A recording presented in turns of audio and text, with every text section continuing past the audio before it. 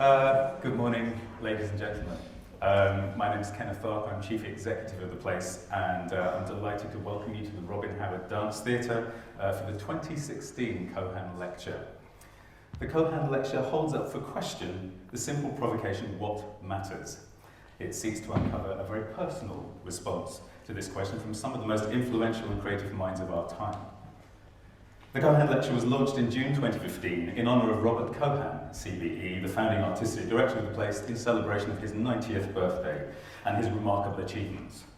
Robert Cohan has been instrumental in changing the map of dance in the UK, and it's no coincidence that he's often referred to as the founding father of British contemporary dance. Please don't be fooled into thinking that Bob's dancing life was all behind him, because let me tell you that in the run-up to his 90th birthday, he choreographed 2 new dances. The world premiere of one happened on this very stage on his 90th birthday. Last summer, he held 2 laboratories for professional choreographers and composers and toured California, attending further celebratory performances of his work and giving masterclasses. Most recently, he's premiered a new duet. He's been overseeing the remounting of one of his classic works on students at the Rambert School, and this summer he's leading another Cohan Collective laboratory. He also plays an active role on our Board of Governors here at the place. The fact is, you just can't keep up with these 90-year-olds or 91-year-olds.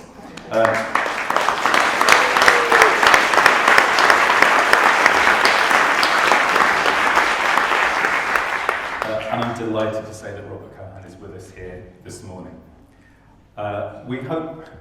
Each year the Cohan Lecture will be given by a different person and giving platform to some of the most creative thinkers from different disciplines and schools of thought. In its inaugural year, the Cohan Lecture was given by Robert Cohan in conversation with Sir Ken Robinson. And I'm delighted to say that Ken Robinson has returned to the place today to give the 2016 Cohan Lecture. I know that...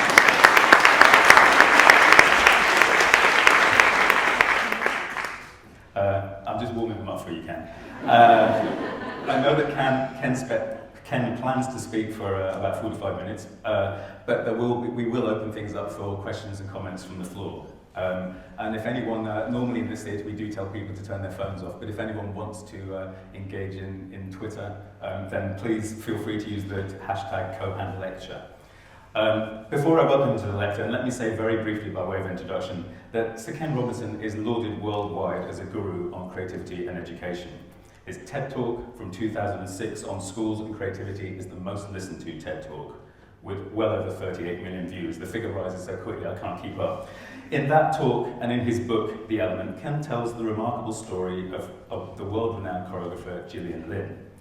As a young girl, Gillian was someone who didn't fit the mould. Her innate talent for dance lay dormant until an insightful psychologist intervened.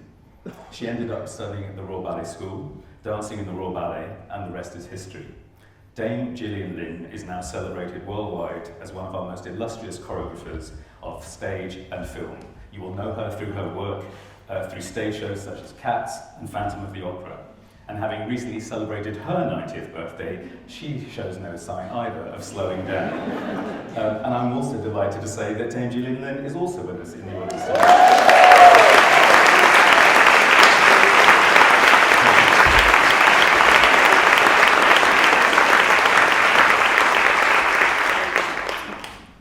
Clearly, with Bob and Gillian around, 90 is the new young.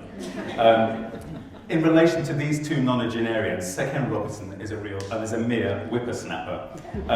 In his youthful exuberance, Ken is one of the busiest people I know. He is tireless in his advocacy for the fundamental need for the arts and for creative learning to be at the heart of every young person's education. He travels worldwide, in between writing books such as The Element and Out of Our Minds, and last year he published his latest book, Creative Schools, all of which are available in a good bookshop near you or in our theatre bar afterwards. The arts spark our imagination, but they also connect us deeply to ourselves, as well as to others and to the world around us. The arts help us to embrace the full richness of our humanity, and no one knows this better than our speaker. Through his advocacy, his writing, his talks, his insights, and not to forget his inimitable sense of humour, he inspires hundreds and thousands, indeed millions of others all over the world to become champions for creative learning. These are just some of the reasons why we are very proud to have Sir Ken Robinson as a patron of the place. We are so glad you're here with us, Ken, in London and here at the place this morning to give the 2016 Cohan Lecture. Ladies and gentlemen, please join me in giving a very, very warm welcome to Sir Ken Robinson.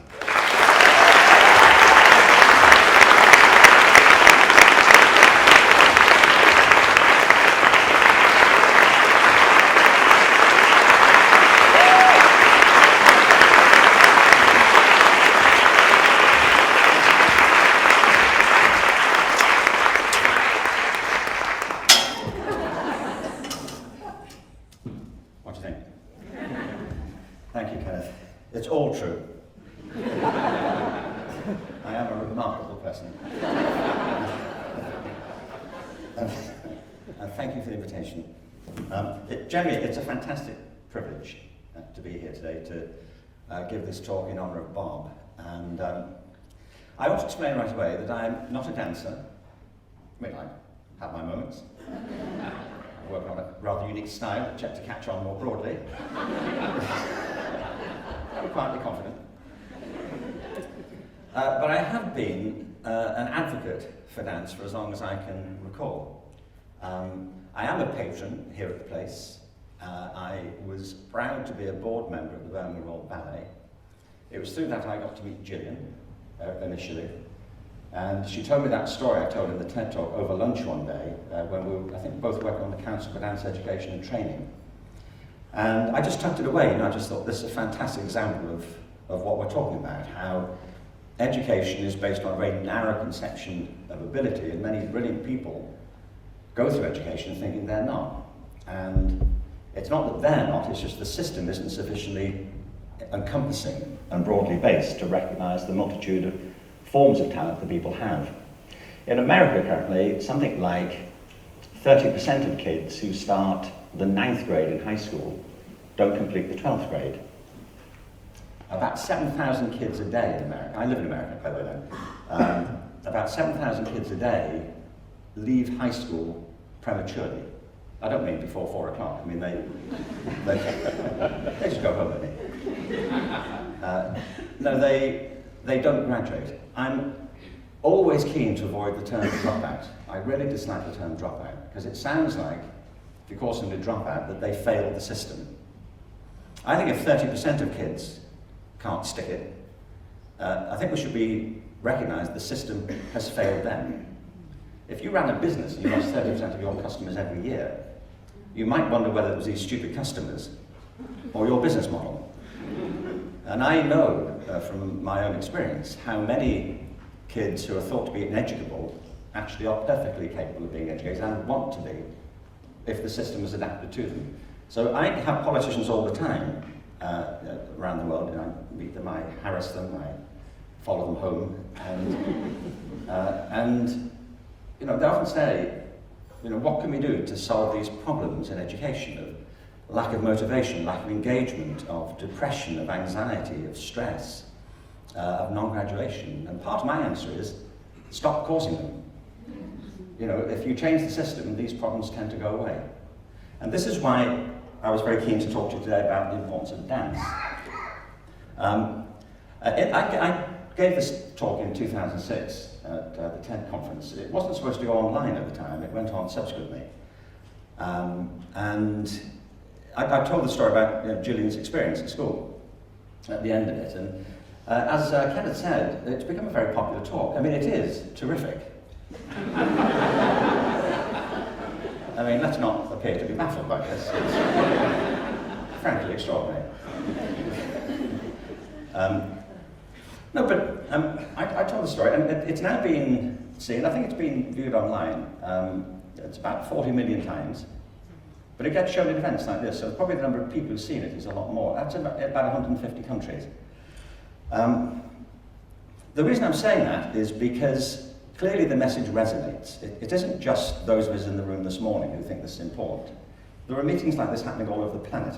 There are people in all kinds of communities. Dance, music, the arts, science, technology, maths, all of whom believe that education is being forced down the wrong path, and it's vitally important that we rehumanize education for the sake of our children, for the sake of our communities. During the course of that talk, I talked about how we tend to educate people from the neck up, which we do. And dance has always seemed to me to be the test case. In most school systems, it's right at the bottom of the food chain. It's thought by many people just not to be very important. It's always, well, it's discretion, you do it if you like. You know, it's a terribly important course, we encourage you. But it's not in the centre of education in the way that mathematics is, or science, or technology. And I made a comment about this. Anyway, about a year ago, I was being interviewed by Sarah Montague at the BBC. I'm very important. I mean, this is an amazing experience for you. I wish I was sitting up there with you, honestly. Bathing in this as you are. She took me back to my old school, and it was great. I really like her. I think she's a really fantastic interviewer. Very smart. Anyway, during the course of the interview afterwards, she said, but in this talk you gave at TED, you said that dance is as important as mathematics. I said, that's right. And she said, you can't be serious. I said, but I am serious. Of course it's as important as mathematics. Anyway, a couple of months later, there was an article in the Atlantic magazine about how dance is being used to promote empathy and compassion in some of the most difficult, violent schools in the United States. Los Angeles, Detroit, and in New York. It's through a program called Dancing Classrooms, where they bring ballroom dancing into schools, having a fantastic impact. So I tweeted this. I tweet from time to time. I might tweet in a moment. And I tweeted that, there we go, dance is as important as math. And I got a lot of positive responses, but also quite a few negative ones. I thought I'd just read you some of the negative ones. What I loved about these is how they're really, we're just going to save me an awful lot of time. This one guy tweeted, so I said, I'm going to give a talk. When I was asked to go and give the talk for this year's Cohan Lecture, I said to Kenneth, I'm going to talk about how dance is as important as maths. So I tweeted that. And so this guy tweeted, isn't that going to be one of the shortest two-word kind of lectures ever? It isn't. I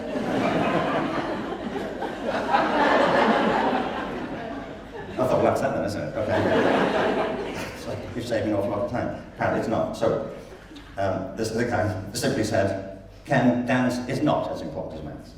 Okay. Some of them got a bit more ironic. Fortunately, the skills of reading calendars aren't as important as nailing a decent rumba, this guy said.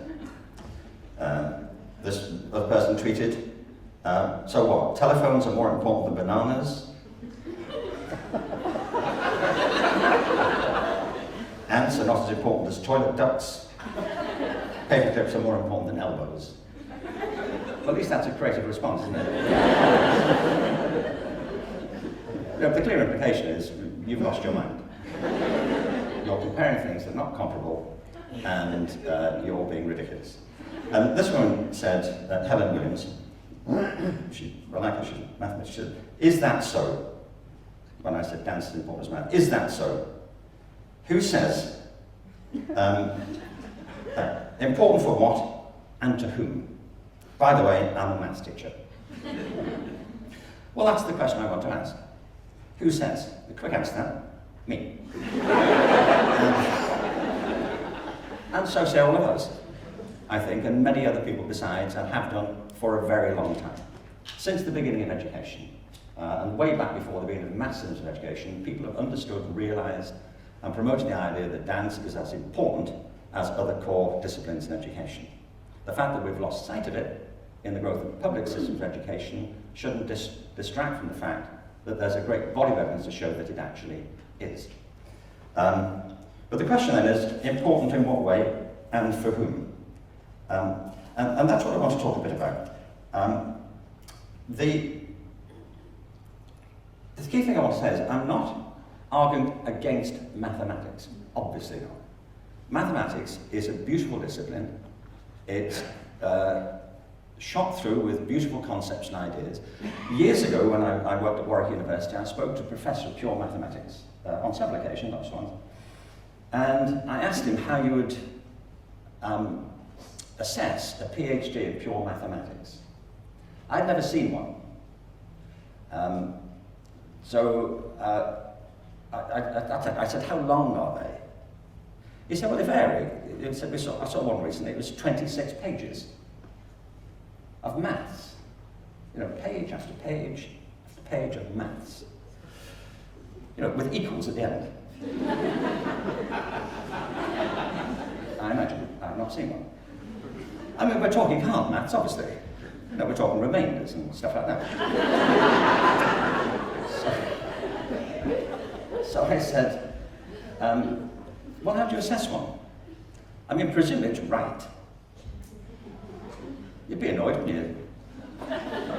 Spend 5 years doing a PhD in pure math, it comes back wrong. See me. He said, no, they're normally right. Normally. I said, how do you assess one? He said, there are 2 criteria. The first is originality. It has to break new ground. In other words, it's how creative it is. Not in the sense of being fanciful, detached from reality, but how much it contributes to our understanding or reshapes our knowledge of mathematical ideas and concepts. But the second one I loved just as much. He said it's aesthetic. I said, why does that matter? He said, because there's a very strong belief among mathematicians that mathematics is the purest way we have of describing the truths of nature. And since nature is inherently beautiful, the more elegant the proof, the more likely it is to be true. It's an intuitive test of truth. And every mathematician I've spoken to since has said that's true. What they are drawn to is the sheer beauty, profundity, and depth of mathematics and its liberating capacity for the human mind. And one of my sadnesses when we ran the All Our Futures Commission in the UK, and Lord Stones here is on that commission, was that mathematicians themselves regret how education has become so standardised and pressured and reduced to a series of tests. So far from being a critic of mathematics, I'm a great advocate for mathematics, and not least because it's part of the great creative adventure of the human mind. And it's intimately connected as well to the dynamics and rhythms of dance, as any dancer will tell you. So it's not an argument against maths, it's an argument for equity and quality across the curriculum. So when my Twitter critic said important to him, let me be clear about it, I'm talking about the importance of dance, the equal importance of dance within a broad arts curriculum in the general education of every child. I think it is important in the general education of every child as languages, mathematics, sciences, the humanities. And there are several reasons why it's so fundamentally important to recognise that it should be sitting foursquare with other disciplines, and actually why it's becoming more urgent than it should be. If anything, the problems in education are multiplying. If the current system were working, people might feel smug in sitting back and say, well, look, we're doing fine without dance and the other arts. It turns out we're not. So I want to explain why I think it's important and set a framework for the conversation we're going to have in a minute. I was very much reminded, Joe, when I was reading these tweets, and other people who say, come on, you can't be serious, of that old aphorism that is sometimes attributed to Friedrich Nietzsche, but there's nobody can trace they actually did ever say it. It's also been attributed to George Carlin and all kinds of other people since, but there's an essential truth in it, whoever did say it and however it originated. But you remember it said, and those who were seen dancing were thought insane by those who could not hear the music. And when people criticize the place of dance or misunderstand it or say foolish things like reading a calendar is more important than nailing a rumba, it's frankly because they haven't thought about it, and in the conceptual sense, when they talk about dance, they can't hear the music. They don't know what this beat is that we're talking about and what we're trying to follow. So, before I say anything more about it, I want to show you some examples of dance. This won't take long.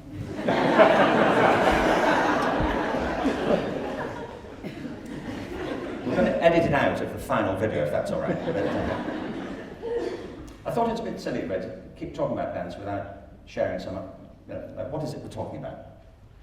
Because dance is one of those things, when you say dance, people have ideas come into their head and they think it's just that. So let me just show you this anyway. It's a little collage we put together.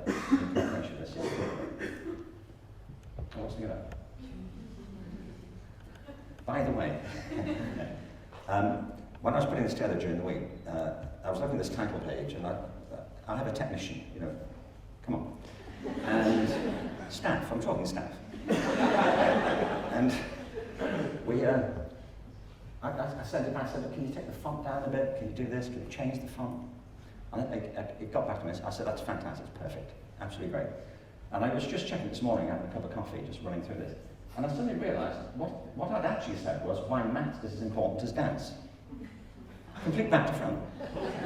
So we hurriedly this morning changed it back to what it should be. You get so close up, can't you, to a thing, you don't even see it. And plus that's the talk I'm giving at the Maths Institute next week.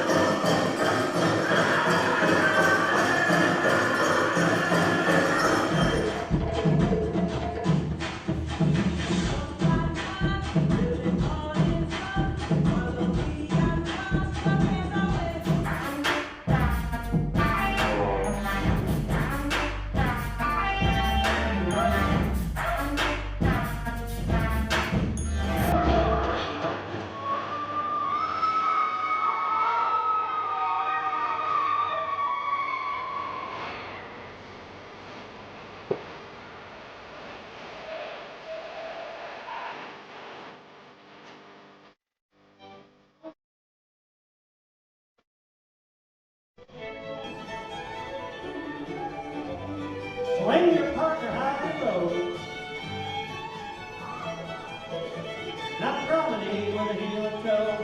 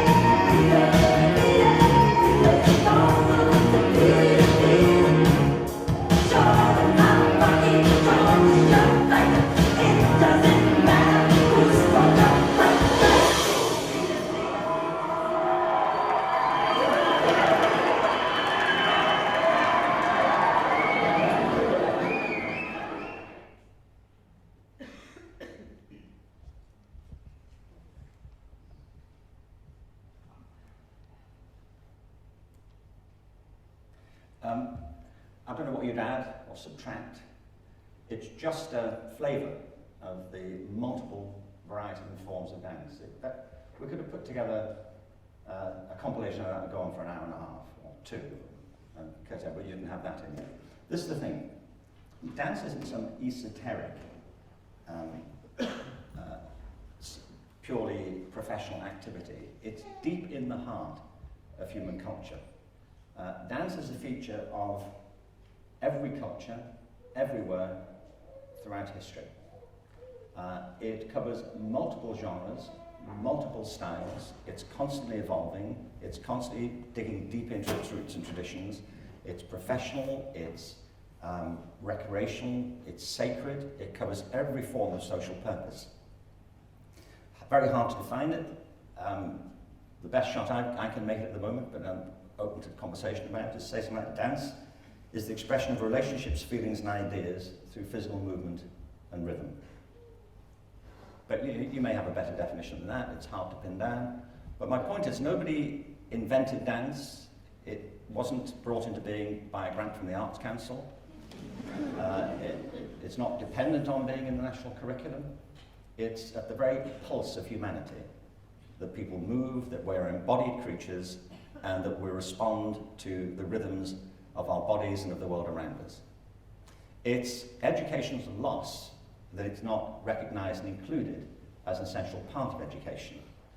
But it's everywhere. It ought to be at the heart of education for reasons I'll come on to. But dance is everywhere, and it's for everyone. Why should it be in education? Well, it's important to be clear what education's about. See, the reason I want to start off that little baby at the beginning is that there's an important difference between learning and education. Kids love to learn. I mean, that child there wasn't on a training program for dance. It just comes out. You know, the issue is, how do we keep that child dancing rather than stop them dancing when they get to school? How do we cultivate that exuberant vitality and capacity for dance that's present in all of us? Children love to learn. They have a vast appetite for learning. I mean, think of how much kids learn in the first couple of years of life. That child there will probably, by the age of 18 months, be speaking. Age of 3 will be fluent, maybe in a couple of languages, actually, according to where they're brought up and what they're exposed to. The thing about language, just to take a case in point, is that nobody teaches kids to speak. You couldn't. It's just far too complicated. You know? They just learn it. I mean, if you're a parent, you didn't teach your child to speak, you wouldn't have the time and they wouldn't have the patience.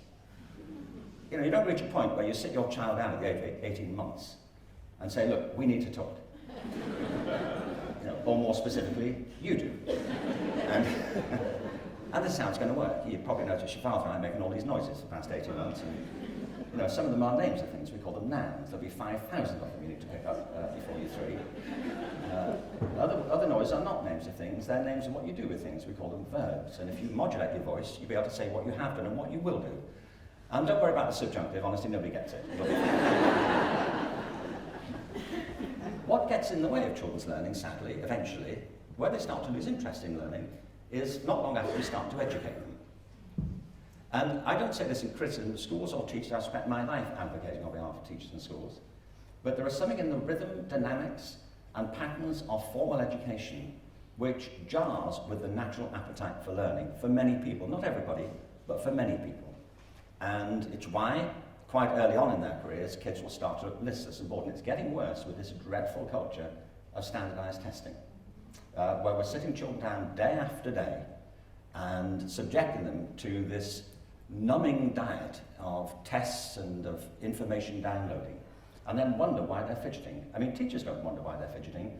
Politicians wonder why they fidget. The drug companies are thrilled that they're fidgeting. So what's education?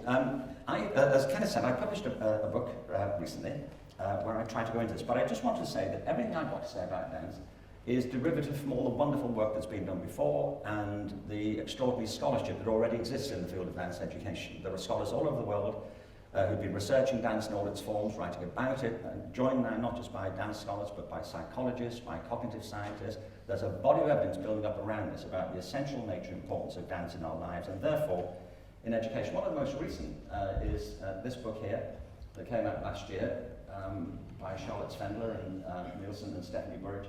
If you haven't seen it, I recommend it. It looks at dance in all kinds of settings, not just dance in education, but the importance and nature of dance and its value and impact in conflict zones. There's a whole chapter in there on the use of dance to reconcile conflicts in the occupied Palestinian territories, for example. There are examples of dance in schools that are being disrupted by violence and bullying. Dance is not some recreational activity that takes part just among people who feel it would be a nice thing to do for the evening. Dance has proved itself time and time again at the very cutting edge of human conflict and social change. And if you're interested, there's a whole, battery here of studies and research to support that idea. And I was thrilled and delighted when they asked me to write the foreword for it. But I do recommend it. But a lot of this was also set down in various forms in a fantastic report that came out in 1980, I think it was, by Peter Brinson, who used to work, he ran the Gulbenkian Foundation. This was a comprehensive look at dance education and training in Britain, which again built on work around the world. So we stand here in a tradition that stretches back a long way of the repetition of the importance of dance, truthfully. In this report, Peter Brinson's committee concluded that the importance of dance in schools has yet to be recognised. This is 40 years ago, and so it goes on. But this is a wonderful report from the Gulbenkian, and I do recommend it. And as time's short, I'm not going to go into it, but I'm saying that if you're new to the field, there's a huge amount of scholarship and research to draw from. After people see these TED Talks I gave, various people said to me, this is great, you tell us what the problems are, you don't tell us what the answer is to have more creative schools. And I have various responses. One of them is, it's 18 minutes, give me a break. But I have been around education for a long time. Actually, it was funny. I thought it was funny. We'll find out in a minute, won't we? What do you think? But I was in Grand Valley State University last year, the year before. Do you care when it was? I can check it.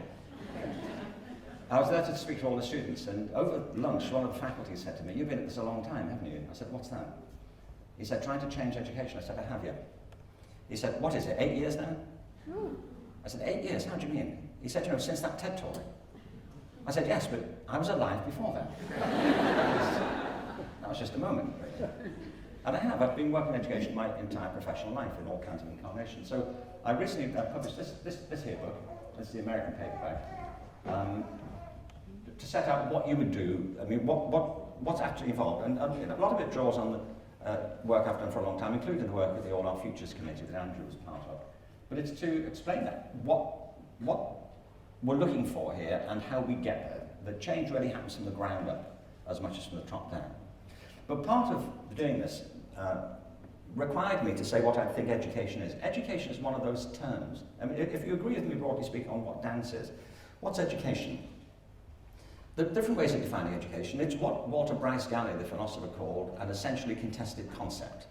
It's one of those terms like democracy. We all think we know what we mean by it, but it turns out when we try to convince each other, we mean very different things by it, and not accidentally.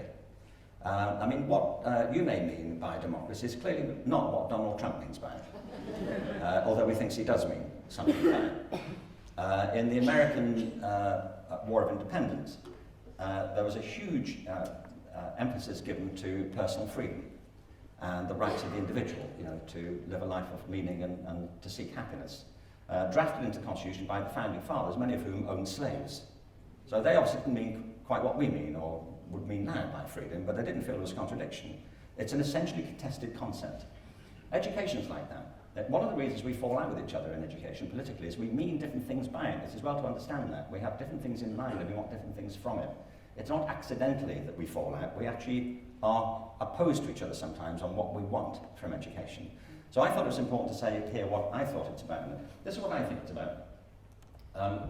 If I had to define it, in fact I did have to define it, so here it is. I won't read it to you because it's irritating, isn't it? Let me read it to you.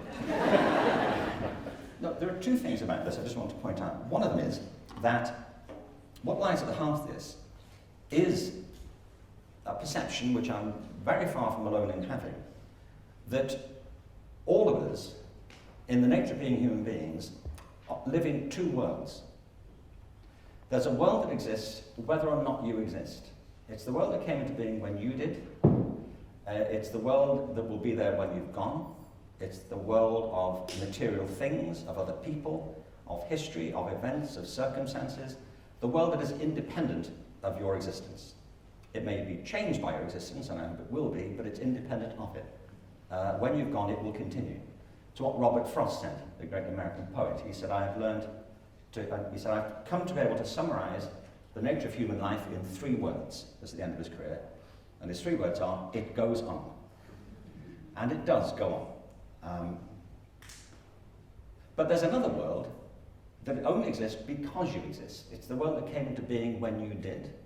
It's the world that came into being when that young child was born. The world of our private consciousness, the world in which R.D. Laing once said there's only one set of footprints. The world of your inner being. The world of your hopes, your fears, your anxieties, your perceptions, your aspirations, your dispositions, your personal talents. The world that is essentially your world. The world that will end when you do, or change according to what your beliefs are on the matter. And my point about this is that education should be pointing in both directions. It should help people to understand the world around them. And for that, there are certain things that need to be in the curriculum. But it also has to help them understand the world within them. The depth and quality of the world within them, the potential of the world within them, and crucially, the relationship between the world within them and the world around them. I go into this a bit more detail in the book, but one way to put it is the natural sciences, physics and chemistry and so on, are primarily concerned with trying to understand the world around us in its own terms. I mean, Einstein came up with E equals mc squared, but we don't think it was just his idea. That would be true even if he hadn't had it. Somebody else would have had the idea. Because he's focused on the world out there in its own terms. It continues to be true and will continue to be tested in his absence. And somebody else probably would have come up with it. But it's unlikely, isn't it, that somebody else would have written The Rite of Spring if Stravinsky hadn't done it. Or that Great Expectations would have been written if Dickens hadn't bothered. The point is that works of art are essentially the product of the people who make them, whether it's a collective enterprise or a single enterprise. And I think the best way I can put it is that the arts operate in that relationship between the world within us and the world around us. The arts are ways in which we make sense of, report on, and communicate the qualities of our existence in the world. What it's like to be human in this moment, in this time, occupying these ideas. It's why I'm saying dance about relationships, feelings, and ideas. It's the exuberant celebration of being here now. And we look upon works of art always in the biographical context of the people who produce them. They take on a different tenor when we know more about the people who produce them. I know there's some structures who argue it's irrelevant. I'd never really bought that as an idea. Jane Austen's work is still enriched by understanding about Jane Austen and where she came from, and the fact she was writing in her time and of her time, even though the universal truths inherent. But these 2 things, the world within us and the world around us, are the stuff of education.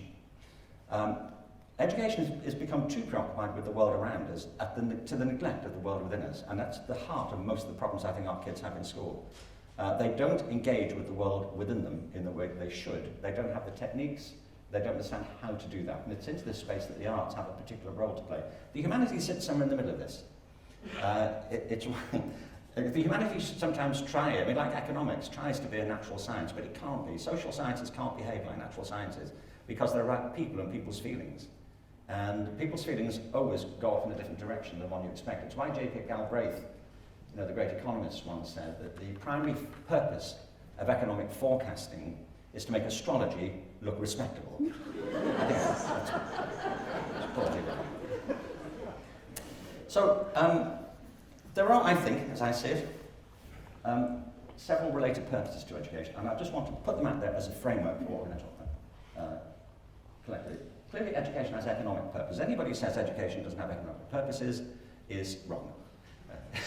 That's my short lecture on economic purposes. It does. But a big part of the argument for a broader approach to education is also economic. The World Economic Forum has recently produced a report on the central importance of creativity and what people are now calling social and emotional learning as part of the economic agenda. There's a whole economic argument attached to the importance of a broader curriculum. but it is an important one. There's a huge cultural agenda for education, helping people understand, helping our kids understand how other people see the world around them, how other people occupy the world around them, the values and beliefs that they have that motivate their actions. Otherwise, we live in a general fog of incomprehension. You know, we don't hear the music, and people at a distance seem insane to us because we don't understand the beat they're dancing to. And for this, we need a broad curriculum too. We need the arts, we need the humanities, as well as, you know, maths and sciences and the rest. There's an important social agenda for education. John Dewey once said, you know, that democracy, for example, is not a right, it's a practice. That every generation has to rediscover democracy. That's exactly right. 100 years ago, Emily Davison died under the King's Horse at the Epsom Derby, arguing and fighting for votes for women. 50 years ago, Martin Luther King was assassinated, arguing for the right to vote among marginalised communities. This year, people are spending millions of dollars in the American election trying to persuade people to bother voting. Democracy is not a right. It's something we have to earn and practice, and it should begin in our schools. We want our kids to engage with the world around them, not just be dependent on the world around them. But above all, education is personal. It's about human beings, real people, with real lives, real hearts, real minds, real circumstances, real biographies. And as soon as we forget that, as soon as we see education as essentially a process of producing data for international league tables, we're in trouble. However interesting these league tables may be. I mean, PISA has done some good work, you know, the Program of International Student Assessment, but frankly, it's become like the Eurovision Song Contest for education, I think. And we all know what the Eurovision Song Contest has done for the quality of popular music.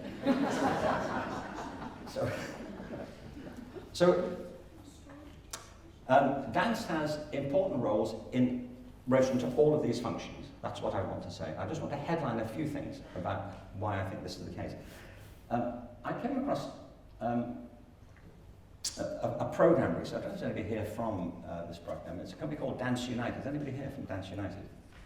Dance United was a company based in Bradford, and they had a program called the Academy, which I think was fantastic. I mean, it's one of a number of similar programs, but it's fantastic. The Academy is a 12-week program of contemporary dance that is offered to kids who are in the juvenile correctional system in Bradford. So these are kids they've committed serious crimes often. I mean, not loitering. I mean, they're done, you know, they're in trouble. And they have custodial sentences. So there are various options in the custodial system they can take. One of them is that they can be put on this 12-week contemporary dance program, which culminates in a performance as part of their sentence. In other words, they can be sentenced to dance. What I think is amazing about this, these are the kids who've been rejected by the system, who've been spat out by it, who have not done well in schools, who are being engaged with the discipline that is least revered by our politicians, the one that's thought to be least relevant to what we're trying to get done in education. It's a longer film, it's about 18 minutes, you can watch it online, it goes to the Dance United website. This is just a short clip, and I want to show you a very quick clip towards the end before I'm done. But this will just give you a flavour. But what's interesting, I just want you to note this, one is the difference in the responses to people in the criminal justice system who are astonished by this, and the scepticism of these kids' parents when they're entering into the program, and their friends. You know, it's like nailing a rumba, you know, really? I've seen offenders working on building sites, I've seen offenders joining in team sports, I've seen offenders doing offending behaviour courses, I've seen offenders doing anger management courses. Contemporary dance, much to my surprise, has turned out to be the one thing where I've seen people make the most progress over the shortest period of time.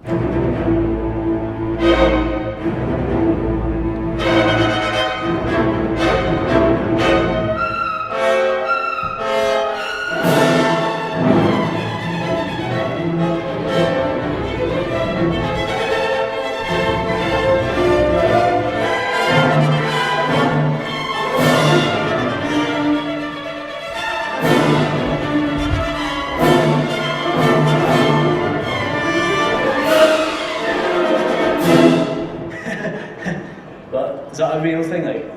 Is that what they're actually thinking about doing? how Dan's going to sort them out. Smart as it. It's not about becoming a performer, becoming a dancer. It's about giving those young people an opportunity to do something, to give them the skills to be able to choose. Don't like feet. Don't like feet. Most of the young people that we work with don't make clear choices, they react. And this dance training gives them the opportunity to actually think and then make an action. You have to be able to be still before you make a choice, before you make an action. And this is one of the key things that the Academy teaches the young people. That's our warm-up, yeah? Now what we're moving on to is learning something from the piece. They're very kind of fidgety, or they're very floppy. They're not grounded, there's not a strength and a stillness behind them. And that's what focus is about. It's about actually stopping before you begin something. It's like an orchestra. It's the silence before you begin playing. And it's exactly the same in dance, and I think in life. I don't think it would do anything to them if they just go to a place where they just go to dance. What the young people get from being at the academy is structure. We're asking them not to wear shoes and socks, not to wear hats and coats, all the things that they think define them. They de-jewel as they go, so mobile phones, all the bling, everything. You're giving me a ring, 2 bracelets on your necklace. Sometimes they have to get over the fact that there are different people that they have to get on with, maybe older, younger, different members of staff that they might not connect with. Off the walls! There is no room for them to hang out and lean against the side of the wall, or sit down because they're tired, or giggle in the middle of an exercise because they did it wrong. We're absolutely rigid, and that is what I experienced when I was training professionally. The fact that they have to do their chores every single day.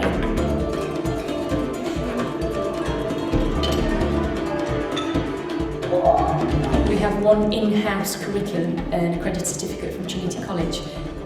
So if you want to stop that, you press the space bar, right? Number 6, how do we start and finish each exercise and what word do we use? Focus. The support and the one-to-one and the nice studio and the food and everything else, they're all really crucial, but it's fundamentally the dance. If they didn't like the dance, they wouldn't come back.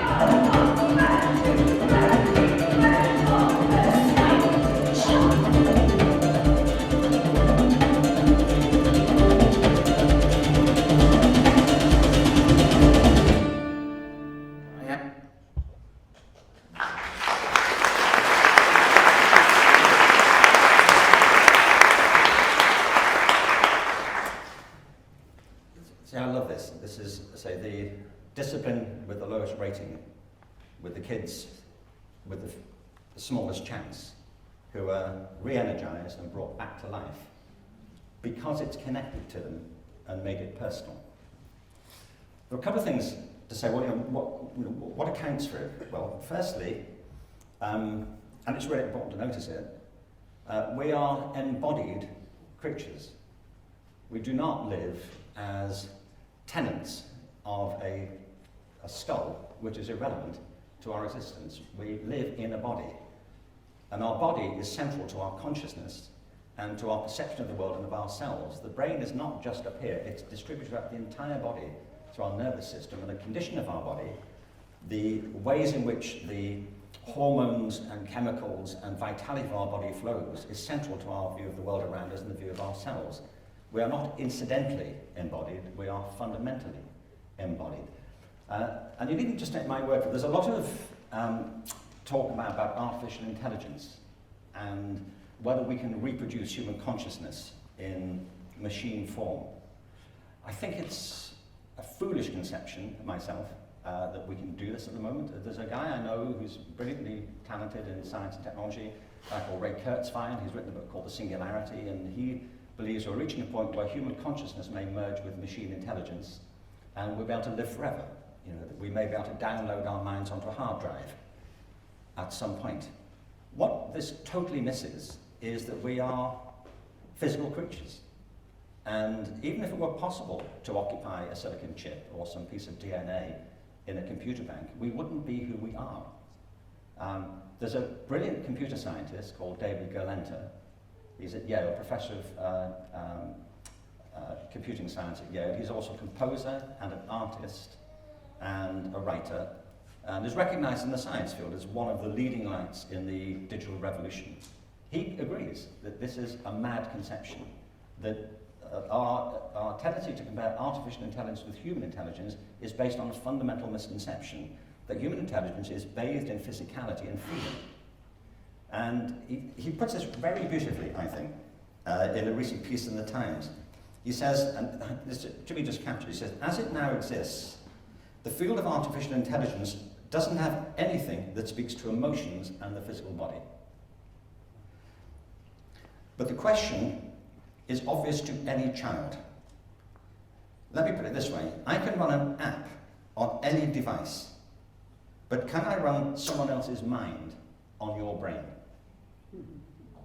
Clearly not. Our consciousness is intimately related to our physicality. The brain itself is very plastic. It evolves, it grows, it molds itself around the growth of our ideas, our feelings and sensibility. If you engage people in their physical being, you begin to change their consciousness as well. It's an organic, evolving and dynamic process. So one reason why this matters so much, why these kids are transformed, why people are transformed when they get involved in dance and other forms of physical activity, is it releases the vitality of the human body and its relationship to our consciousness. And we have created a monstrous situation for many of our kids now by having them sit down in sedentary events day after day in our classrooms. We're contributing, I'm not saying we're causing, but these practices are contributing to the greatest epidemic of diabetes, of obesity, of sedentary-related diseases that's ever afflicted a single generation. And part of the answer to it is to give them more drugs so we can just perk them up so they can get through the tests. Do you know 40% of American schools at the moment are trying to cut playtime entirely. They think it's a waste of time. I'm involved at the moment in a national campaign, actually a global campaign on the importance of play and physical activity. We can come back to that perhaps later on. So there's a whole physical agenda here, and what we know about the body, physical conditioning, and why this is an important part of growth and development for every child, why it should be central to our education systems. The truth is, our kids are dropping out of schools, they're disengaging from schools, partly because they're out of touch with their inner world and their own bodies and their own physicality. This is one sense in which the arts, and dance in particular, are important as every other discipline. The second is emotional. There's a lot of, far more is written in the literature about the impact and nature of negative feelings than about positive feelings. The history of psychology has been about mental illness for the most part, emotional illness. You know, hate, distrust, depression. Do you know, by the way, that according to the World Health Organization, by 2020, the single most significant cause of death and disability among human populations around the world will be depression. Depression. This is as the world is getting materially better off.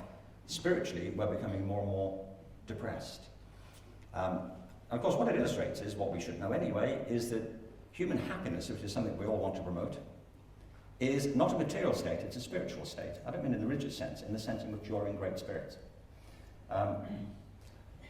There's a very interesting centre at Yale. It's called the Yale Centre for Emotional Health. And the guy there called, oh, I'm sorry, this is my beautiful assistant, by the way. Thank you very much. Thank you. Dr. Mark Brackett, who's just run a big event there, actually with Lady Gaga at Yale, on the emotional revolution, to try and get people to understand again the importance of feeling in education. They conducted a survey, this at Yale, of 22,000 high school kids in America, 22,000. 75% said the dominant feeling they have in school is of being tired, bored, and stressed. Negative feelings. They asked them, how would you like to feel? What do you want to feel? They said excited, energized, and inspired. They were reviewing this program called Dancing Classrooms, which takes ballroom dancing into classes. They're saying some of the most difficult schools in the country. And they found that 66% of principals after 20 sessions said that the children were more engaged, they were socially more adjusted. 88% of the kids said that was true. They felt better about themselves and their relationship with the people in the school. And 90% of teachers said that the dancing classes improved the whole culture of the school. Let me just show a quick clip from a couple of these principals. I have a young lady who came to Lehigh I guess, in November. And the file that I received on her was probably 2 inches thick. She was a fighter. She came from an inner city background. She's very street smart, very angry. She was angry. And so when she first came, she felt that she needed to prove herself, and that was to make sure that everyone knew that she was strong and that she would fight. She was a fighter. When we started the program, she at first didn't want to do it. She didn't want to participate, and participation is not an option. They have to try. She tried, and she had a natural ability. And then the next lesson, she came in and she had a little bit of a different attitude. We didn't have to fight with her to dance. She just got in line. And by the third and even the fourth lesson, she was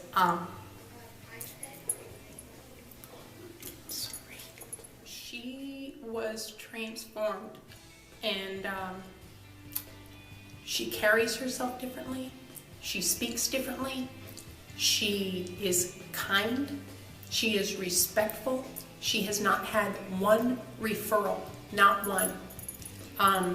Her mother cannot believe what she sees. It's amazing. It's amazing. The program is far greater than people understand.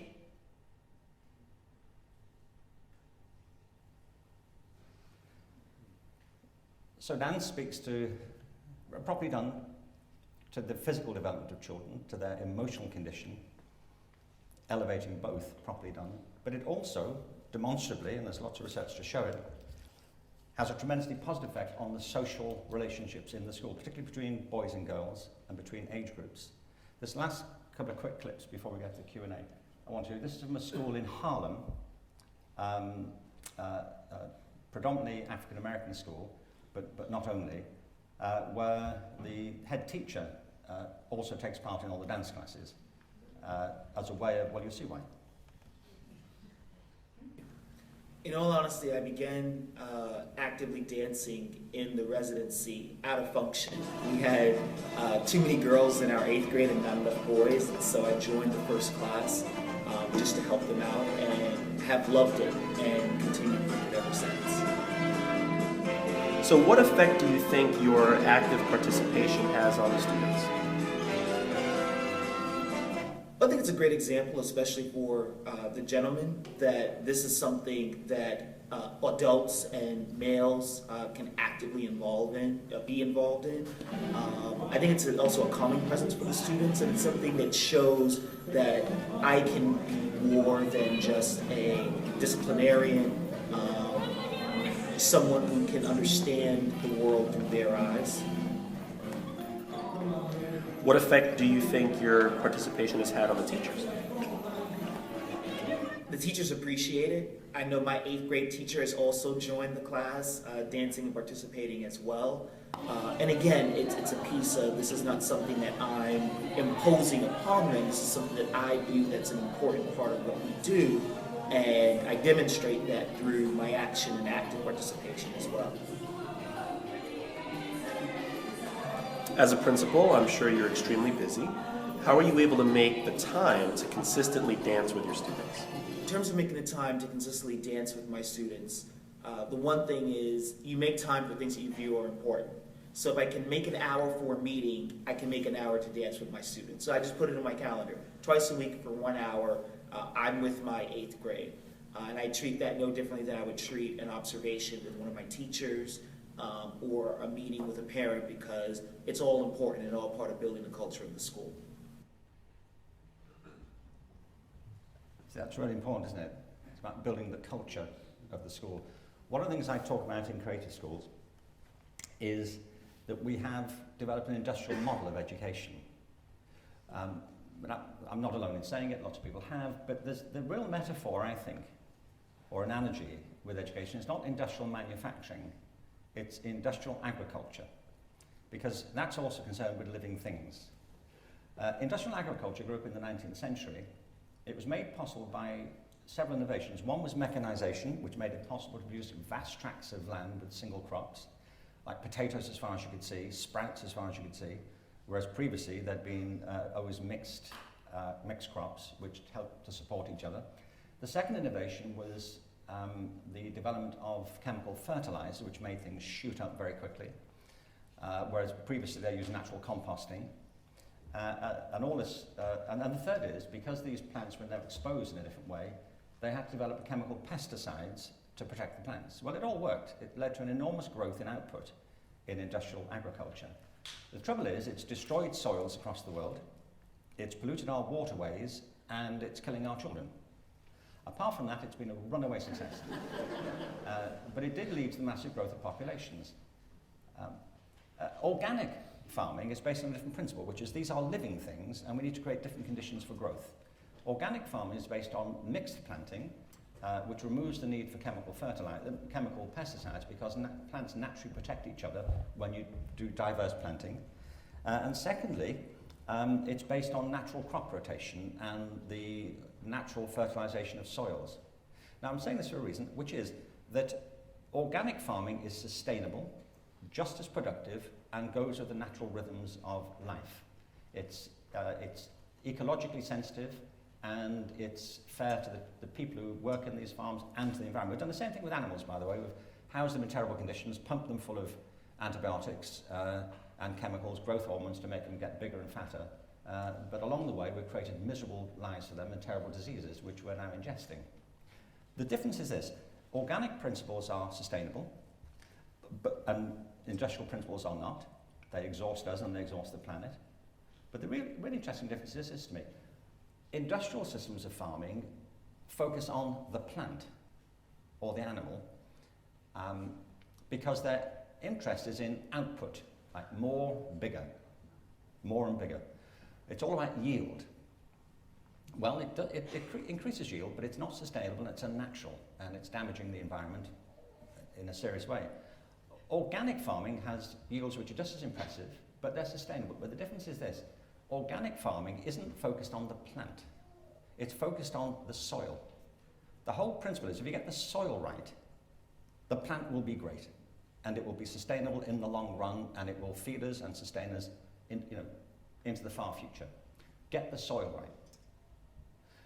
The analogy with education is pretty clear, that we have allowed systems to evolve which are focused on output, yield, graduation rates, league tables, more people to college, more people through the system. And we have created a great cesspool of social waste that isn't seen to be relevant, but along the way, what we've actually done is we have eroded the culture of learning. Great schools know, great communities like this, great arts organisations know, if you get the culture right, the work will be great. If you create the conditions for growth.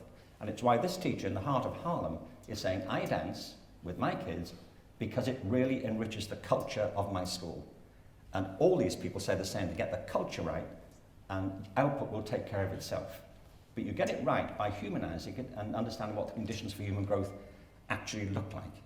And it's in that sense too, the cultural sense, that dance is as important as any other discipline in school and should be provided for equally. But there's a last thing I just want to say about it, I promise, which is this.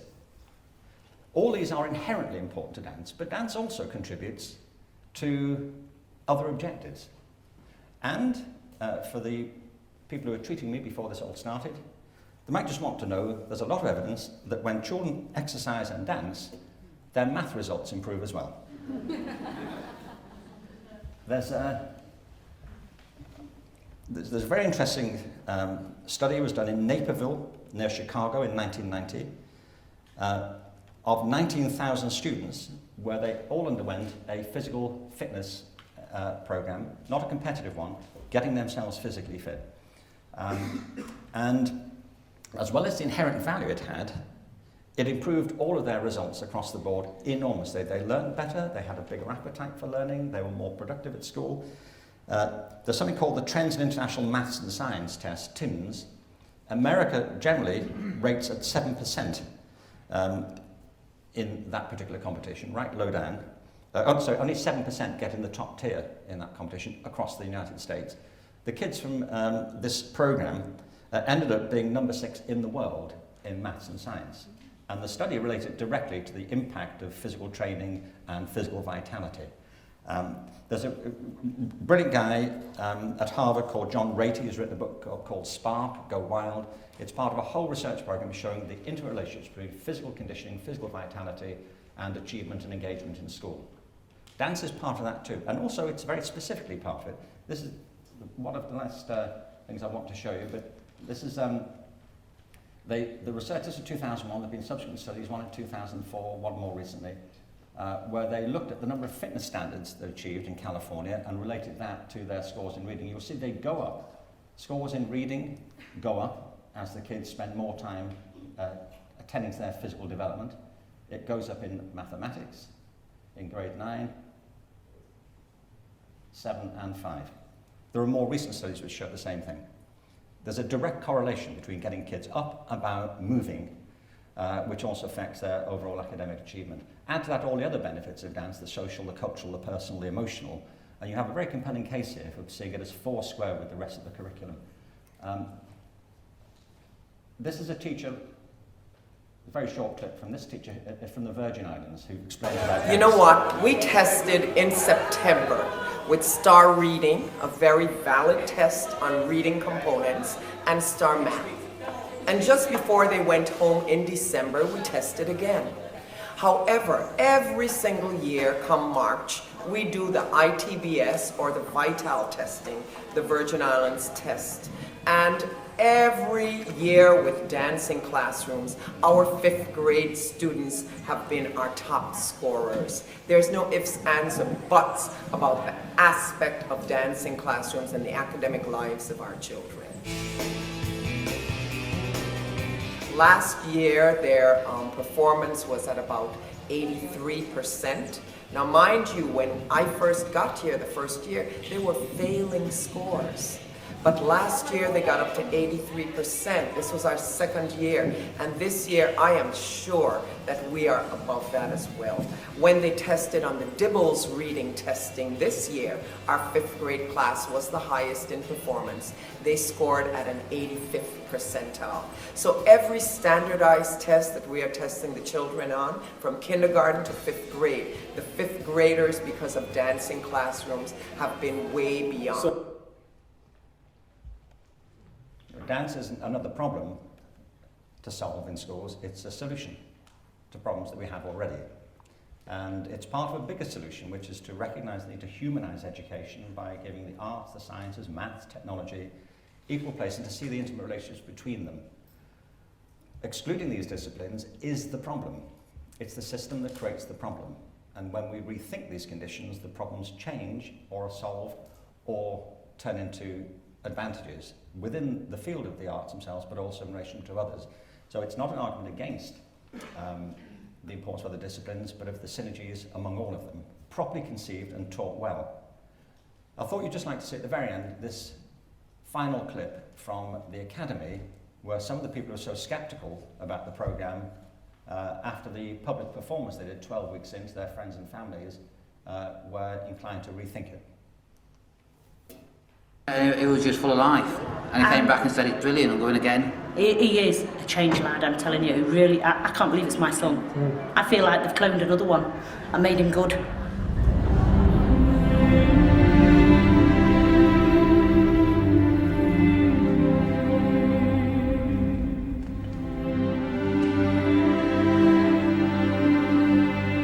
When you're dancing, it's like you're just dancing at you, you're not thinking about what else.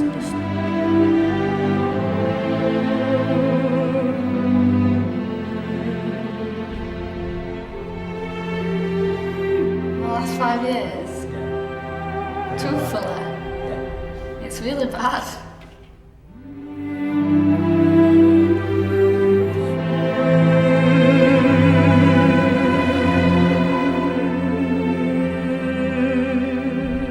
It can make a difference depending on how you look at it.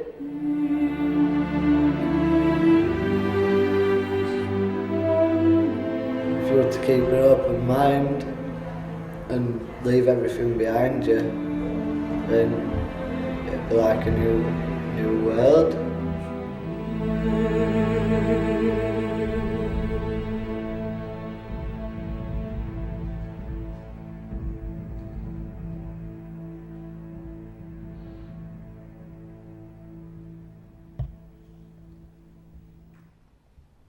And those who were seen dancing were thought insane by those who could not hear the music. Thank you.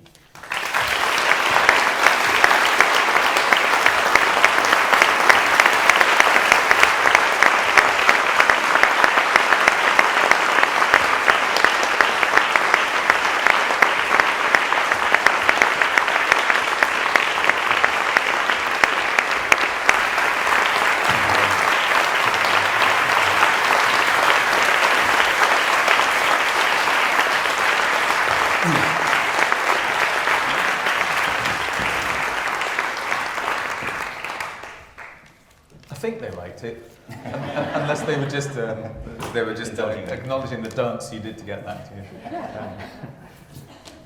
Ken, don't know where to start, and I'm sure there are many people in the audience who are building up questions. But I've got one, and in a moment I'm going to ask Robert Cohan if he might like to join us, because he might have something he'd like to respond with. Bob, would you want to make your way here? And Ken, I just want to pick on one thing. That was a fantastic thing to see, that the Dance United thing, because in a way that encapsulates something which I think we recognise this as a challenge. It's not just about a perception of education, it's also a perception of what dancing is. And in the engagements that I have, that my colleagues have with politicians, for example, often the response you get is, I've got 2 left feet, I can't dance, dismissed.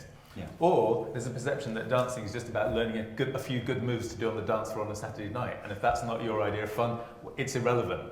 So I think that what you said touches very eloquently to the fact that we are embodied human beings. We have this inner and outer world. One of the programs that we developed at the place over some time was called Learn Physical, and it sought to address that.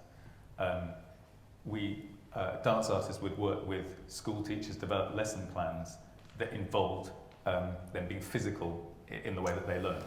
And if you talk to the teachers about the effect that had on the children, they would say that the children are totally engaged. They seem to learn and retain quite complex information. It seems to address different learning styles. And in a borough like Camden, where we're based, where 36 different languages are spoken, when English is often a third language, let alone a second language, it seemed to cut across all those barriers. Bob, you've been listening to your lecture. I don't think you have to do anything. I think it's probably just on. Is the microphone on? Yes, it's on. Is there anything you'd like to ask or comment on? Well, I want to comment on this idea of being inside, speaking to the inside, and that's what makes you learn. That's once I started teaching dance, that's the way I learned. And once I started teaching it, if I could remember to do that, to excite the people inside, teach them inside, there was no problem. There was no problem with what they were doing. If it's memory and just do this, it doesn't work because it's forgotten immediately. But once you get used to the inner space, and that's what comes out through your body, then I have this idea that the people who dance, or anything, they have made a contact inside themselves. And once they go to that place, that's all learned. It's almost like it's learned already. And you just have to go through the steps of remembering it, or the body does. And so it's a whole different idea of learning, which you brought out very well. I think that's, for me, that is the crux of it. I still dance at night. It's called dreams.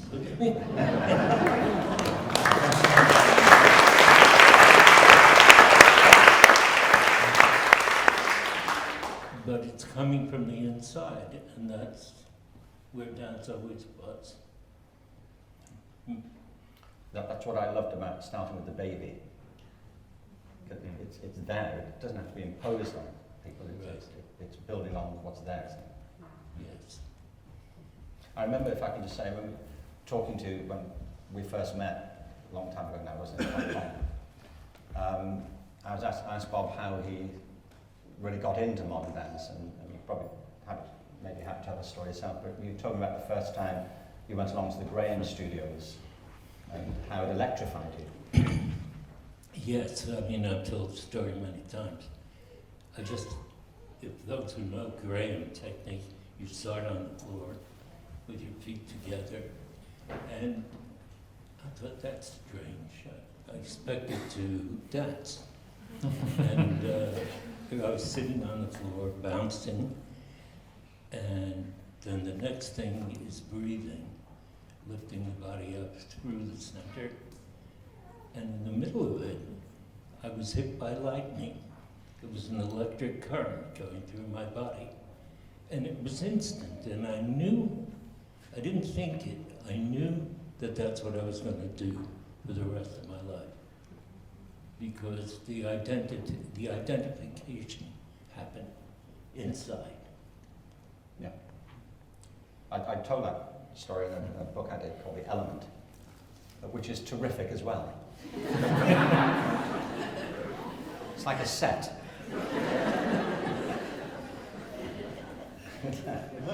but one of the reason I asked you, one of the analogies I wanted to make is that when I did that interview a while back with Sarah Montague, and she said, but you can't be serious, but math is important for everything we do afterwards. I said, well, yeah, it is very important. And some people will go on to be mathematicians. They'll be hit by calculus the way you were hit by dance. Bertrand Russell was. Bertrand Russell said, I think when he was 8 or 9, his brother introduced him to calculus. And Bertrand Russell said, I couldn't believe there was anything so beautiful in the world as calculus. And he devoted his life to it, to being a rigorous, professional, systematic, groundbreaking mathematician. Absolutely, some people will find their life's work in mathematics, some in dance, some in art, some in history. That's one of the reasons you need a broad curriculum. But also, some people will do dance at schools and maybe not dance much after that. They make, the odd wedding, the odd party here and there. But they'll have had the experience. It's like most people do maths at school. Never again do another quadratic equation. Never again have to figure out what the sum of the squares is on the opposite side of the triangle. Never again do any form of calculus. But it was a useful training while it kind of was mental conditioning. And that's all part of the diversity that we need to address in education. It's why you need that broad base in education. And some will be like Bob and Gillian, the story I told you, Gillian, wasn't it, when you were, that psychologist, who I imagine it was, said you weren't sick, you were a dancer. And you just have to wonder what would have happened to your life if you'd gone to somebody else who put you on Ritalin. If I can give you a pill or something. Exactly. Yeah, exactly. There's lots I could say, but I'm actually going to ask if there are any comments or questions from the audience, because I know time is of the essence. Betsy in the front here. Just hang on for a mic, and maybe you could just say who you are. I can turn that screen up. I'm Betsy Gregory. I have worked in dance all my life in various guises, including being a dancer. I'm curious, because I think it's safe to say that the uninitiated in the education system will value sport way more than they value dance.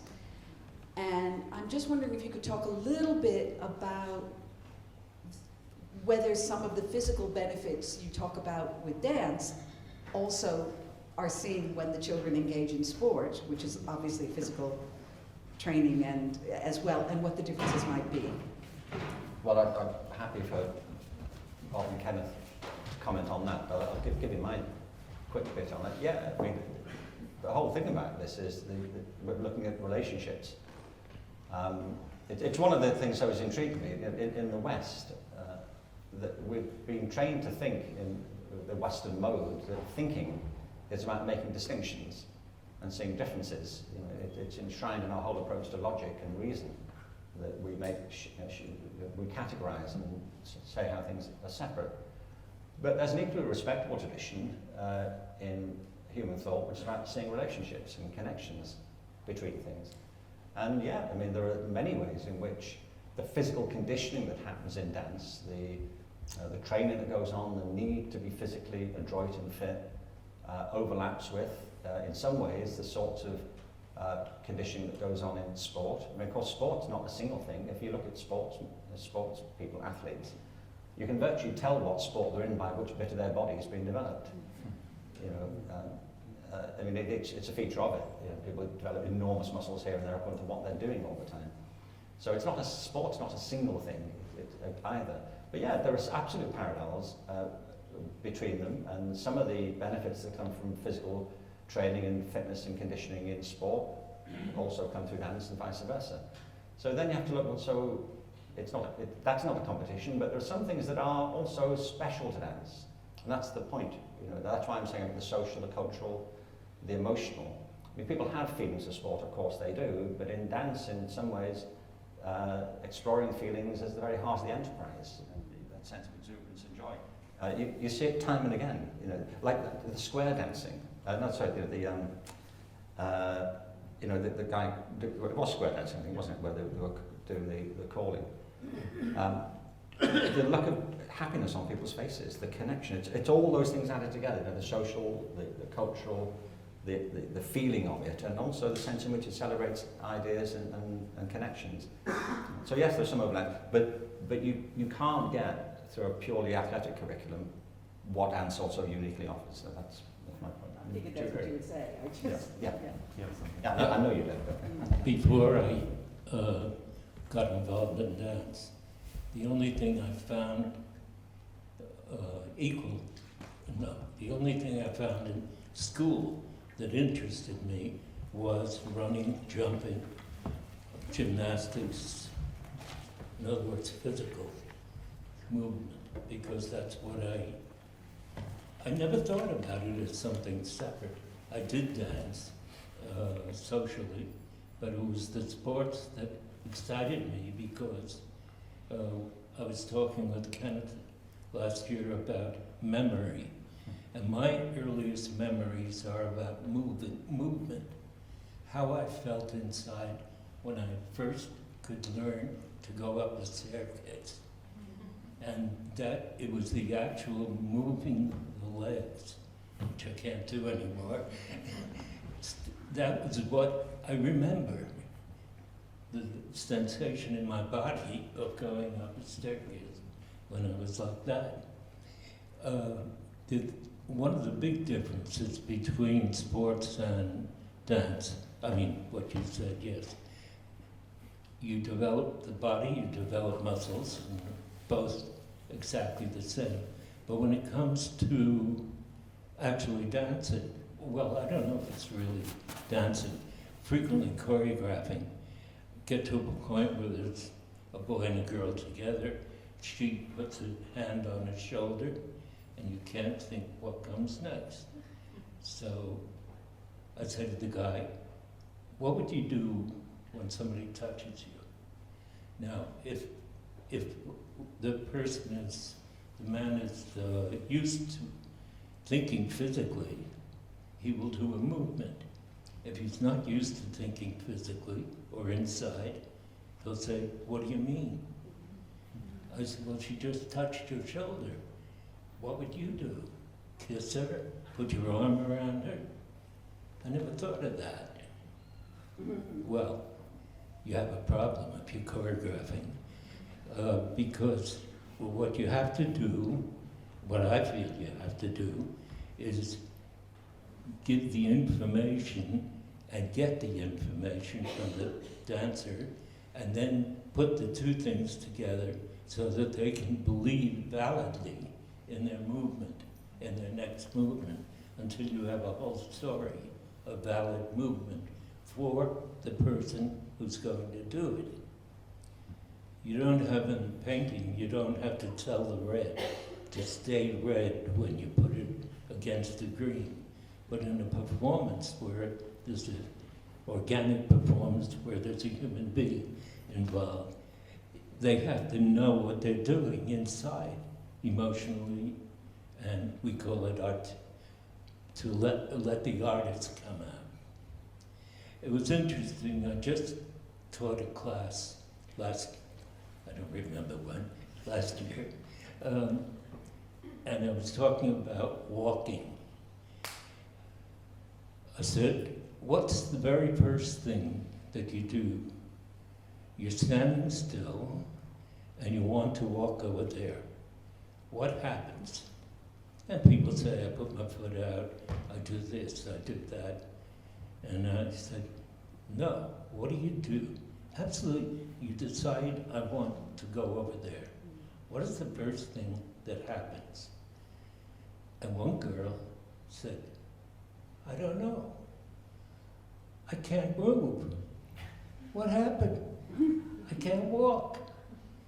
She never knew that she started to shift her weight. She never felt that. She never felt the motivation go from her brain into her body. And it was a revelation to her that she starts to fall and she catches herself.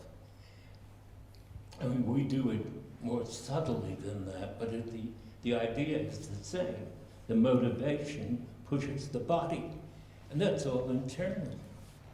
It has nothing to do with being told what to do. It's an internal, habitual movement, like your little boy. Yeah. Yeah, absolutely. One of the remarkable things about dancing in Bob's company for as many years as I did was that he, in the way that you just heard, he was always able to would articulate both intellectually but also on another level, on a kinesthetic level, what we needed to feel, what we needed to do, what would the change we needed to make. And that was one of the many things that made him such a remarkable teacher. He would change us, not just in the way we move, but as, you know, more fundamentally, something which I'm forever grateful. Ken, I'm looking at my clock, and knowing that we should wrap up, I want to ask you one question, if I may, which is, you've made a very strong case, I believe, today. How do we, you're probably going to say read my book in answer to this question. How do we change it? How do we get, because in a sense it's the system that you feel is wrong, and the system that's fed by a mindset that is wrong. I don't know, for those of us who might have sympathy with what you're saying and would like to do something about it, what would you urge us to do, and what needs changing, and how can we do it best? Well, I don't think anybody really put it more succinctly than Gandhi is supposed to put it, which is be the change. And when people talk about change in the education system, it's important to understand what sort of system it is. If you think of it as, you know, a mechanical system that is fixed and static, then you may well despair and think, well, there's just nothing I can do about it, that's the way it is. But it's not, it's a human system. And it was designed by people, and it's moderated by people, it's enacted by people. It's what theorists call a complex dynamic system. It's complex in the sense that there are myriad elements to it. You know, I mean, in education there are millions of people just in this country, and then you multiply them worldwide. Some are teachers, some are students, parents, various agencies, politicians, suppliers. I mean, millions of people are involved in it in different roles, different capacities, every one of them waking up in the morning with a whole set of stuff in their heads and going out to work or being there and enacting the system. So I always say to teachers or head teachers that the first thing is to recognize that you are the system, you're part of the system. And if you change what you do, you are changing the system. You know, for a kid, for kids in school, when the door shuts, if it does shut, you know, in the studio or on the classroom, if you're a teacher, you are the education system for those kids today. for the next hour. You have to accept your role and responsibility. People do change systems. If you change what you do, you change the system for the people you affect. If you're a head teacher, like that guy there in Harlem, he changed the system for the kids in the school because he changed. He did something different. And a lot of what goes on in schools isn't actually required by or even restricted by the law. Some things are. But a lot of what goes on is just habit. We just always did that. So we keep doing it. There are things we do in schools every day of the week. Like we divide in high schools, we divide the day up into 40-minute bits or an hour. Now, you won't find that in any piece of legislation. You have to do that. That's just a habit. If you decide, if you're a head teacher, I'm not going to do that anymore, I'm going to organise the whole day differently, I'm going to do something different on a Friday, you can do that. It doesn't say you have to sit children down in desks every day of the week. It doesn't say you have to get rid of playtime. And the reason people do it is because they don't see what these solutions are. The fact is you get kids to learn better if you get them on their feet, moving around, doing things, as well as, as the other sorts of study. You give them a mixed diet. So change what you do, that's the first thing. And then connect with other people who are moving the same direction and collaborate. And form movements. That's how change happens. And it does happen, that's the point. That's the second thing. It's a dynamic system, it's not static, it is actually changing. There are big disruptive factors going on at the moment, the impact of technology. There are amazing schools across the country, amazing institutions like this one, doing fantastic work. We have to keep pushing and connecting and joining the dots together and have a common sense of purpose. I mean, for example, in America at the moment, I keep mentioning it because I live there, so it's, I know more what's going on at the moment.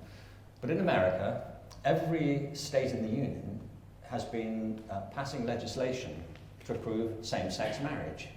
I'm quite right, it's about time. But I lived through the 1960s, I think, and in the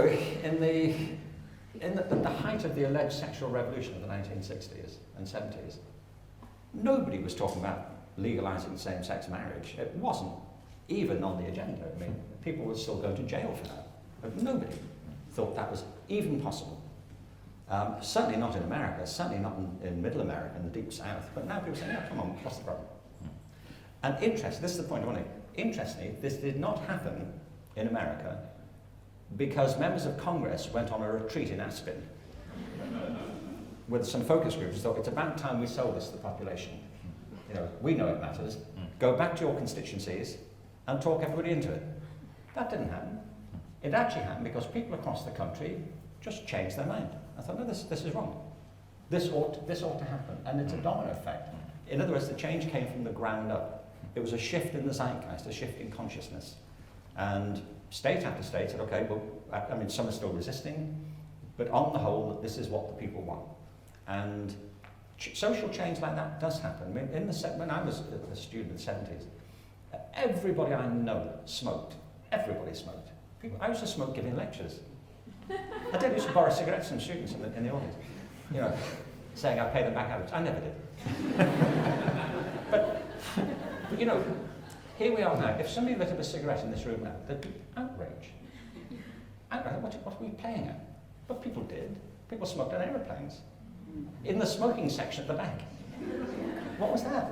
At the back of the aeroplane. Okay, as long as you're 2 rows back, you'll be fine. What I mean is culture, if I can sloganize it a bit, culture, one way of describing culture is the values and forms of behaviour that characterise different groups. But another way to put it is that culture is about permission. It's like, what's okay? Where's the boundary? What's all right? What's not okay now? And over time, it's interesting to see the boundaries shift. What was not okay 10 years ago is okay now. What was okay 10 years ago isn't now. I was watching an old program on YouTube a while back of a show called The Comedians. Do you ever remember that? It was in the 70s. But it was mainly guys actually from the northern clubs. It was the most popular show on television. And the crowd, always people were cracking up. It was naked racism, most of it. I watched a Richard Pryor roast from the 1970s. And the stuff they were finding funny, that were cracking people up, you'd be arrested for it now. It was just so offensive to gay people, to people of colour. It was, really, you can say that? If you said it now. But nobody quite noticed when it happened, it's just the boundary shifted. Like, no, you can't do that now. And yes, you can. So if you run an institution, one of the roles of a teacher or of an artist or of a head teacher is to set the boundaries, like what's okay. And if you shift the boundaries, it's amazing. I ran a whole program in the state of Oklahoma. Oklahoma want to become the state of creativity. And it's been a very interesting journey, actually, the last 10 years of it. But I remember speaking to the governor, and he said, well, if we're going to be the state of creativity, where will all these ideas come from? And I said, they'll come from everywhere. Just tell people it's okay. And they have done. From business, from schools, from everywhere. You just have to say it's all right. And then you have to make sense of the good ideas and the bad ones. You know, that's what I'm saying. You change the system by changing. And recognise that changes are happening. One of the big shifts is that higher education is losing its hypnotic effect on schools now, because people know just going to university won't guarantee them a job anymore. It's got to be too expensive. Things happening. Technology is affecting things. Things are in motion. So it's having a sense of what you're trying to get to. And the other thing I always say to people is, be kind on yourself here, because these are perennial and millennial issues. We're not going to solve all this in our lifetime. You know, nobody is. It's not going to be solved like that. You can just keep trying to improve it. Try and make things better. Some things keep coming around. It's like gardening, actually. You know, it's another season. The climate keeps changing. You have to adapt to that and do what you can. Do things you think you can sleep well about at night. You know, try and think it through and be honest and act with integrity. And you will affect the lives of all kinds of people without even knowing you're doing it. I still think about the teachers I knew. I still think back about my meetings with Bob and Gillian and the effect they've had on my life. You know, you hope to have some effect on somebody else's life. But all you can do, it's an organic process. There isn't some final end state where there's going to be utopia. Think, okay, we've done it now. Now what's next? You know, you just do what you can and be part. It's the old sort of thing, isn't it? Be part of the solution, not part of the problem, if you can. And actually, the problems are rather urgent. I think if you look at the big issues we face culturally and economically and environmentally, we can't afford to be part of the problem much longer. But change what you do, and you'll change the world.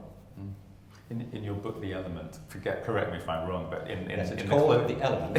in the closing bits, you said something which struck a chord with me, and I keep coming back to because it seemed ever more. Was that only the last bit? Ever more. Well, no, the whole thing was wonderful, of course.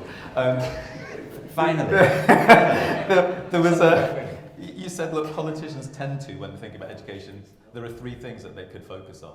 One is what's on the curriculum, and two is how it's tested. Yeah. And the third thing that you said tends to get forgotten, which is how it's taught. Yeah. And I think if you look at the last 10 years, you can see a huge preoccupation with what's on the curriculum and how it's tested. And it feels that perhaps we need to focus on that third thing. And you know, I'd like to think that maybe in our lifetimes, people will be amazed and outraged that dance wasn't absolutely central to that learning. Be quiet. It's what I'm the guest speaker. I travelled to be here. No, it's what Bob was saying. You know, when you're saying how great a teacher he is. Yeah, that's right. There's the curriculum, it's what we want to teach. There's assessment, which, you know, how to do it. But the heart of it is teaching. And actually, you can do away with the curriculum and do away with testing. You can't do away with good teaching. And if we don't get teaching right, we don't get anything right. And you can change it. I'm sorry. Read the whole book.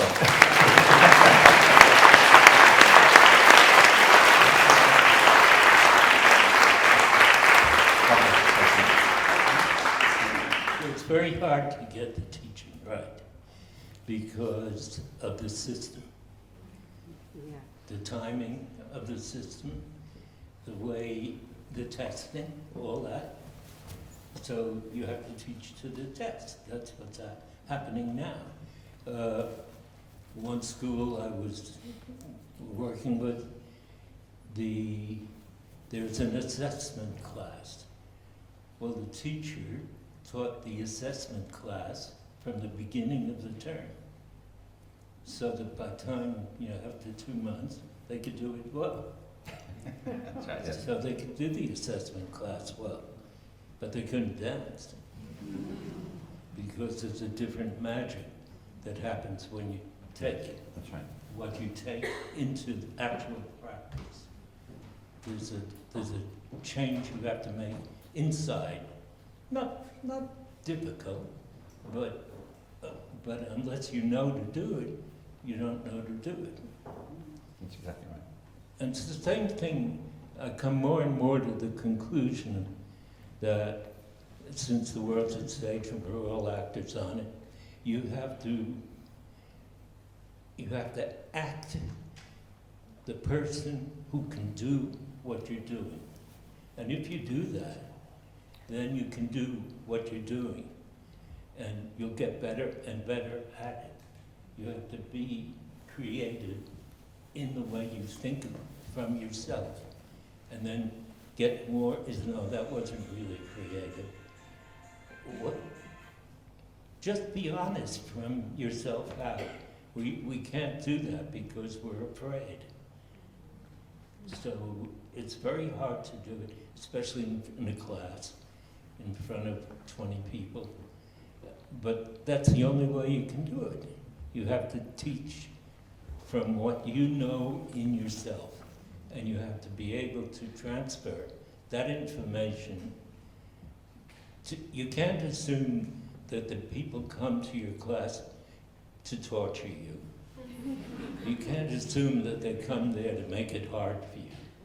You can't teach thinking that the students don't really want to learn.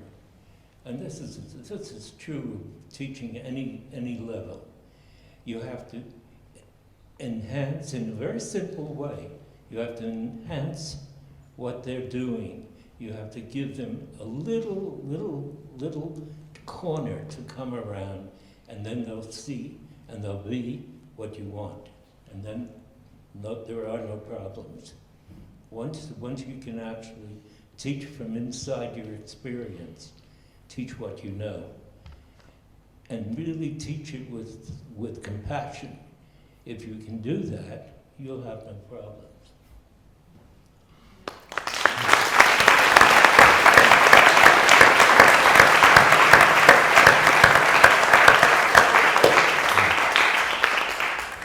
Ken, final word. Thank you, Kenneth. It's just finally saying exactly that. If you change your practice, inspire your own practice, that's something you can do right away. But I also want to say a lot of the problems we face are to do with the climate that policymakers create under which we work. Obviously. Can we get them to take class? It would help, wouldn't it? Wouldn't it help? Yes, it Yeah, would. absolutely. Because they're talking from habit. Yeah. And they're talking from political reason, not from inside themselves. That's exactly right. That's exactly the problem. I find that people say, well, like members of administration say, well, I didn't do dance at school, and look at me. I said, exactly. Exactly. Look at you. Look at the state of you. But it's also important that when I say it's a complex dynamic system, it is also at all levels. There are many politicians and policymakers, all level systems out there, who get this. And it's important to work with them. It's important not to dichotomize that. I get asked a lot to speak to non-educational groups, businesses and others. As I'm working at the moment with Unilever on a global campaign around children's play and getting kids outdoors and getting more physically active. There are plenty of people in the corporate sector, the strictly speaking not educational sector, the political sector, who get it, that they need to be engaged. We need to talk in a way that they understand. And we do need to affect policy at the top. The thing is, they do shift over time. I mean, it is like the weather changes, never a fixed state. But I'm not saying it's all easy, so just change what you do. I mean, that's part of it. That's what you can do. You can change what you do. But collectively, we have to try and change the climate as well and get a more equitable settlement so that schools can do it. And that is also changing, by the way. South Korea, at the moment, is going through a whole process of political change to promote creativity and diverse talents in its schools. That's exhausted itself with this testing agenda. China is saying, at least politically, it wants to commit itself to more creative forms of education. It's going to be a long haul, but they're doing it. Finland has long been on this track. Scotland has a much more interesting curriculum, I think, than the English one. There are states across America that are relaxing a lot of legislation that's been dominating for the past 20 years. So, I mean, things are changing. And crucially, parents have had enough of it very often. they're starting to pull their kids out of a lot of this testing stuff, and they know more. When I'm working on a book just now for parents, and I put a thing on Facebook saying, what is it about schools that most concerns you? And I had, I think, 500 responses within an hour. Some very long, from parents saying that they don't get my child, my teachers are complaining about all the testing. Things are moving. I'm not going to put him on spot, but Lord Stone's here, who was on the All Our Futures Committee, and we're talking about you maybe having an event at the House of Lords to talk about the importance of dance. I'm right about this, Andrew. There are people in the political field who want this conversation and want to see the change coming. So we have to work with our legislators as well and vote accordingly. Make it an electoral issue when education comes around. No, don't take it, don't stand for it. And if we can get these changes locally and nationally, then I think that we will begin to see conditions ease at the ground level, which is where, in the end, if it's not happening at the ground level, it isn't happening anyway. It's just a policy in the white paper, isn't it? But it also has to happen at the ground level. But we have to improve the training of teachers. We have to work with cultural organisations like this in a different way. It's just worth keeping at it, and in the meantime, celebrate the small wins and the looks on your kids' faces when you get it right today. Ken, thank you.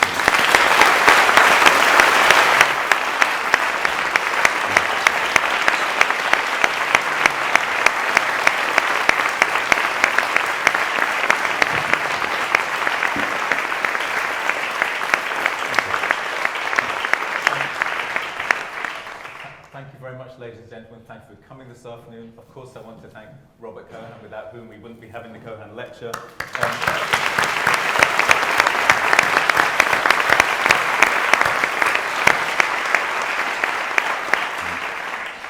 Of course, I want to thank Ken. Ken, the conversation about creativity in education. Without whom there wouldn't have been the Cohan Lecture.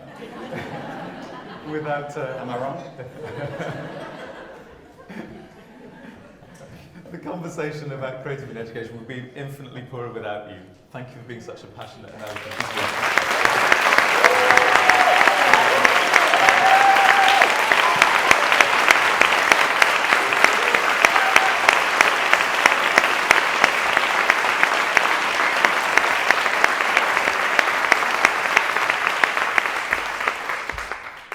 please do join us in the bar.